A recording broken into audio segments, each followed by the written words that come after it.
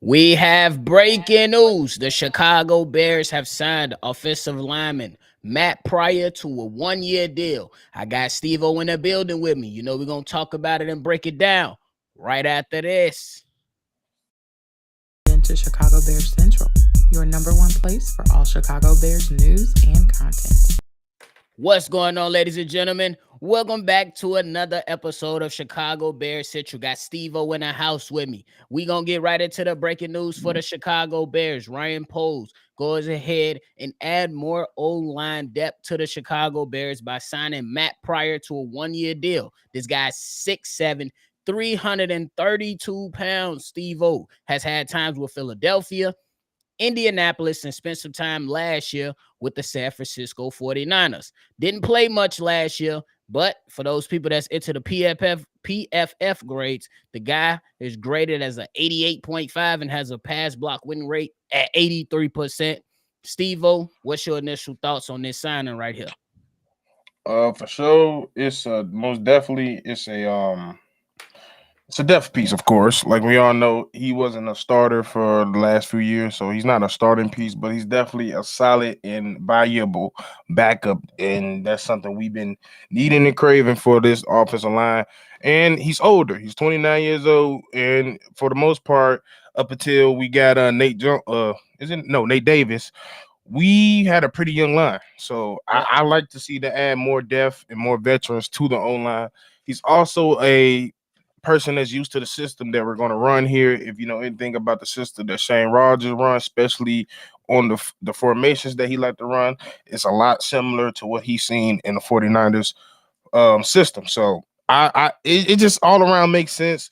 Like you said, big ass dude, like somebody just said at the Cobb is he's 6'7", big as hell. And it just reminds me of like one of the last games against Green Bay when we had a lot of old linemen out, and it just went to hell. Like we couldn't hold anything down.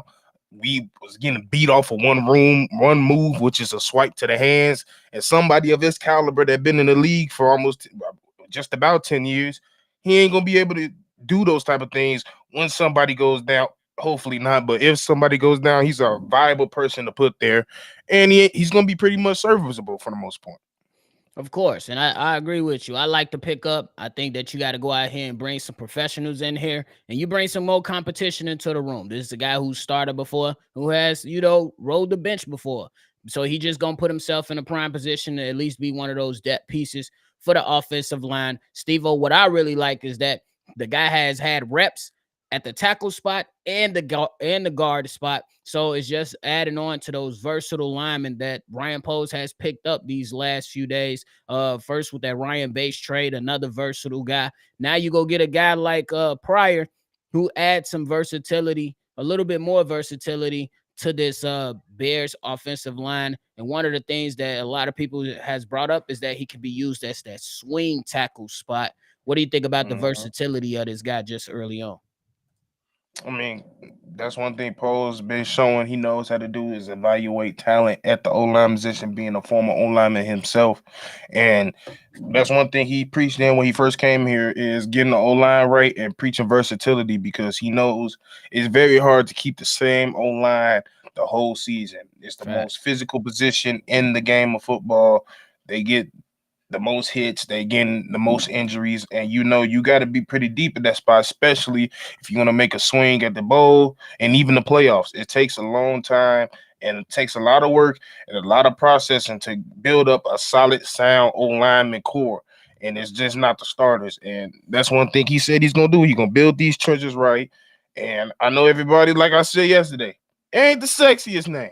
It's not gonna be the sexiest name, but I'm gonna be quite honest. Some of the best old linemen I've ever seen, you probably knew one motherfucker on there. For real. And that's for the casuals. Let me say that for the people that know football, they know who they are. But for the casuals, 9 times out of 10, for example, 49ers, most people know is Trent Williams.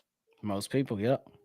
You don't know everybody else, but they solid. They've been around the league and they play solid at that position. So that's what that's what Poles always said he's gonna do, and he's been continue to do it and proving what he says the whole time. For sure. And I think that a lot of people fall in love with the big names. And sometimes those guys, yeah, they're gonna get all the shine, but you gotta show credit to the other guys that's helping those guys be the superstars that they are. So with this signing, like, look, man, it ain't nothing that's gonna, that you're gonna be like, oh yes, this guy's gonna be here for 5, 6 years. This for me, this is just one of those things to just help kind of fill out the depth spot for your offensive line. Because like you mentioned in that last game versus Green Bay, offensive line was down with some injuries and we was getting whooped. You know what I'm saying? And this is what a lot of people give criticism to Ryan Poles when they say he hasn't invested enough in the offensive line, and I disagree with him. He's drafted multiple offensive linemen. He signed multiple offensive linemen. Some of these guys panned out. Some of these guys got hurt and was out. So yeah, we when we evaluate how much Poles has invested in his offensive line, you gotta look at everything. You can't just look at one side of it. You have to look at everything. The guys drafted, the guys signed, the guys let go, the guys that went down with injury. You have to evaluate everything. But I do appreciate the continued effort for Ryan Poles to try to build out the trenches because they brought on a lot of defensive linemen as well. So I'm gonna take that. Yeah, and like I said, he's probably easily eaten, if not the biggest dude on our line. So, and I just hope he's somebody that could be a mentor to uh Braxton Jones. I mean, I understand he's still considered young in the league and everything, but coming out of TCU, he's around the same size, a little bit taller, but he's been around the same size. And one thing I do know from remembering him, you ain't finna just bull rush his ass. That's just something he ain't finna do. So hopefully he get it right and understand where it's coming from. As we has Drip coming into the building, what is your thoughts on Matt? I really like this signing because per what you guys were talking about, it's a versatile offensive lineman, and we talked a little bit about this. I think in the nightly episode last night is that when you're building out depth on that offensive line, you like to have versatile pieces that can fit into a guard, a center, a guard, and a tackle. And that's what Matt Pryor is going to be doing for the Chicago Bears. And he's going to help kind of push that nature of competition anyway. But having versatile pieces as depth is good because you can build up that continuity because they can play multiple positions. And with how banged up the Chicago Bears offensive line was last year, having that versatile player come in here on a 1 year, it's a 1 year deal. He's 29 years old, 1 year deal. If it doesn't work out, no harm, no foul. But I like the potential what he can bring to the offensive line.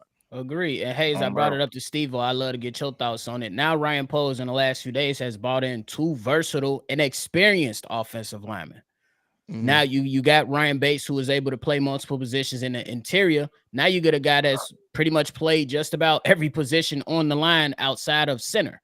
So what are your thoughts on building out and adding on to that versatility, if you want to just kind of further elaborate on that aspect of it?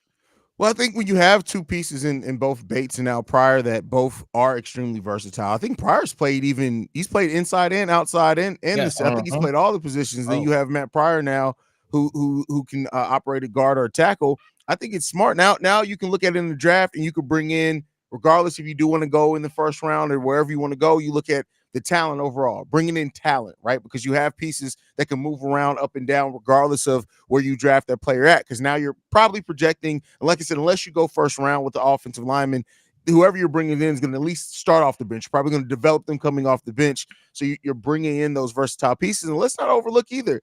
J. Tyree Carter's still under contract.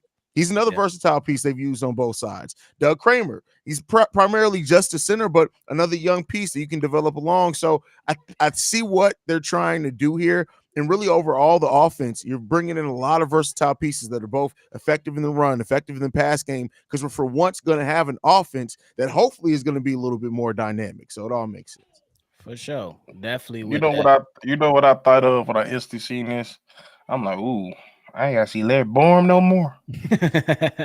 Like, damn. Like, that's why I instantly thought, like, Larry Borum, he's the perfect, like, he's better than Larry Borum. Just period. That's just the end of the story. He's better than Larry Borum. And like you said, hold on now. Come on, Kev.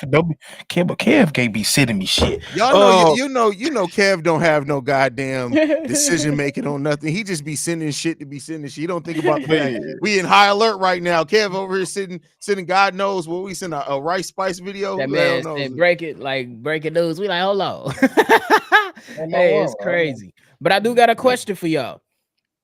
now that we know, I understand the offensive linemen that still came that that have been picked up for the last few days. Is this kind of showing that Ryan Poles is a believer in Braxton Jones a little bit more, or you kind of still at the same spot where you were originally at with it towards the end of the season? Like, you still got to bring that competition. Like, what are you guys really thinking like now with the added offensive lineman coming to the squad?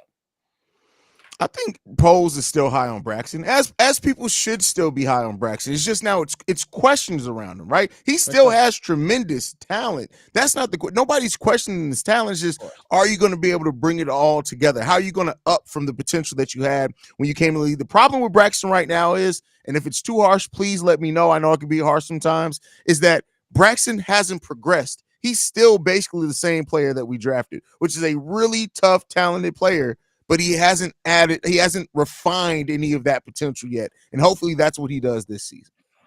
Bro, like, it's literally, I feel like everybody on this line, he has the utmost confidence in their talent. I think the Sanders is just to prove that he don't know if they're gonna stay healthy. And that's what we seen last year. A lot of these dudes take hits. Braxton took a hit, Tevin took a hit, Nate took a hit. Even besides the emotional, the emotional side of things, he took a hit injury-wise as well. And you need some more depth, even though I don't think we missed the game with Darnell, right? Still, you need somebody there just in case. And that's the things I like to see for what it comes with it. But it's a good old signing for me. It's a good signing. We need depth. For sure. And I say continue to bring in and evaluate and bring competition to the squad.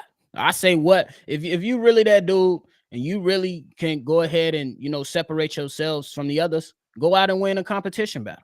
That's just how I look at it. You know what I'm saying? Because I agree with both of you guys. For me, the biggest thing with Braxton Jones is the inconsistency. I believe he's very capable. It's just all about establishing himself as that consistent guy. And sometimes you see him have really good games versus the Bull Rush, and then there's some games that he gets absolutely annihilated versus the Bull Rush. And like Hayes said, you need to see that progression, bro.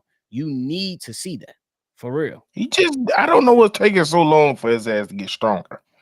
Like that's literally all he needs is to work on his ankle, his hands, work on his ankle, get stronger. That's all he needs. Him and Patrick Williams are the same, suffering from the same shit right now. The same flower shit. Shops. like come on, man. Like somebody need to. The fact that the dude can't handle the Bull Rush still is crazy to me, though. For sure. That's a pro. For sure. Got a super chat from TG. He said, bro, I came across Ghost of Judah Tribe page trying to clown y'all and lost chromosome listen to dude. Look, it's okay, man. They gonna hate, but they ain't gonna be in the number one spot. That's how I'm gonna just leave it. It's that simple. But I know everybody is anxious to get into it, so I'm gonna bring it up. The Chargers, they let go Mike Williams. I know me and Stevo was pretty much against it, but there's been a lot of correlation between Mike Williams and the wide receiver. Say that for the nightly. Oh, well, never mind. I mean, we can go ahead and touch on it. You brought it up. I'm just saying, we're on it. But just touch on it. Just touch on it. We can touch on it. I'm gonna keep it small here so we can talk about it more fleshed out tonight. But I'll say at the right price, I'm all for it. That's it. For sure. I'd rather go get a little FanDuel down in Jacksonville. Not little FanDuel. It's the fact it's fucked up that you knew exactly who I was talking about. Bro, we know who you talking about. FanDuel. That's crazy. Yeah. I mean, I know he kind of had like a down tick in his year, but like if I had my choice between the two, like we said, we're gonna get more into it. But I get Calvin before I get Mike. But that's just me. I can understand that, especially coming off only 3 games played last year for Mike Williams. But we'll talk about it. We'll talk about it. Hey, but just make sure y'all stay tuned in for that nightly episode. Y'all know it's going to be a little on the later side, but make sure you hit that notification bell and just be in tune. So we had a whole squad ready to go, and we talk Bears moves and everything. But stay in tune. If there's anything else that's going to be coming out, we're going to be right back right here, reporting it live and giving y'all the best content from the number one spot. Tell them haters keep talking. Fellas, y'all got anything left? I got to go prepare my dinner. No, man, I gotta go get ready for my son's concert, man. We'll see y'all later tonight, man.